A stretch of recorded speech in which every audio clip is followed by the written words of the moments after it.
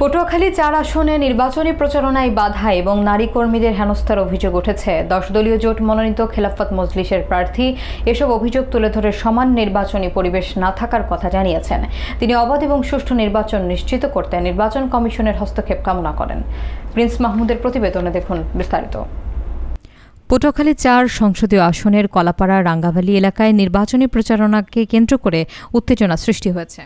10 দলীয় জোট মনোনীত খেলাফত মজলিসের প্রার্থী ডাক্তার জহির উদ্দিন আহমেদ অভিযোগ করেছেন নির্বাচনী মাঠে তার জন্য 10 দলীয় জোট মনোনীত খেলাফত মজলিসের প্রার্থী ডাক্তার জহিরুদ্দিন আহমেদ অভিযোগ করেছেন নির্বাচনী মাঠে তার জন্য সমান সুযোগ নিশ্চিত করা হচ্ছে না। বুধবার সকালে রাঙ্গাভালী উপজেলা জামায়াতে ইসলামীর কার্যালয়ে সাংবাদিকদের সঙ্গে মতবিনিময় সভায় তিনি জানান, প্রচারণাকালে তার কর্মীদের বিভিন্নভাবে হুমকি দেওয়া হচ্ছে, পাশাপাশি নারী কর্মীদের হেনস্থার ঘটনা ঘটছে বলে উল্লেখ করেন। তার দাবি অনুযায়ী একাধিক স্থানে নারী কর্মীদের বোরকা খুলে নেওয়ার মতো ঘটনাও ঘটেছে, যা নির্বাচনী পরিবেশকে প্রশ্নবিদ্ধ করছে। তিনি এসব ঘটনার সুষ্ঠু তদন্ত এবং প্রয়োজনীয় ব্যবস্থা গ্রহণের জন্য নির্বাচন কমিশনের হস্তক্ষেপ কামনা করেন।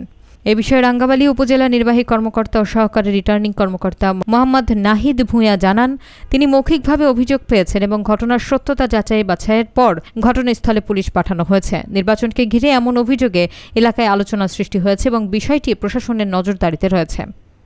কেন আসছো, কে অধিকার দিয়েছে, কোন সাহসে ঢুকছে এলাকায়, কেন আসবা, এখন বেরিয়ে যাও।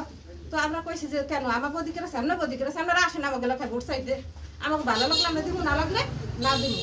তারপর যারা একটা মহিলা এসে উঠালাম, আমি মহিলার বাসায় এত খারাপ কইতেছে এবার ঘরে আটকা, 3টে মহিলা 3টে ঘরে নিবি, নিয়ে পুরুষ ডাকবে। আমরা সব জামের এলাকায় তোর মারি সারা পুরুষ ওই মহিলাদের ঘরে আলাদা করে রাখবার, পুরুষ সারা ঘরে রাখতে উড়ে গিয়ে ক্রাস করে দিলে যাবে। তখন আমার খুব কষ্ট হয়েছে যে এরকমের পরিবেশ, একটা মুসলিম বাড়ি, একটা মুসলিম পরিবেশে এরকমের কিভাবে মানুষ করতে পারে মানুষের সাথে। হয়তো আগে ফোনে দেখছি বা মানুষের কাছে শুনছি যে নির্বাচনের সময় এরকমের কিছু হয়, কিন্তু আমার সচক্ষে আমি দেখিনি। আমি তো পুরো ভয় পেয়েছি, আতঙ্ক হয়ে গেছি।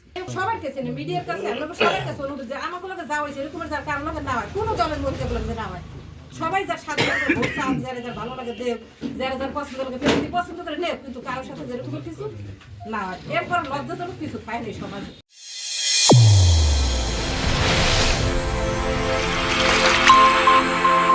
চ্যানেল A1 হৃদয় রেসপন্স।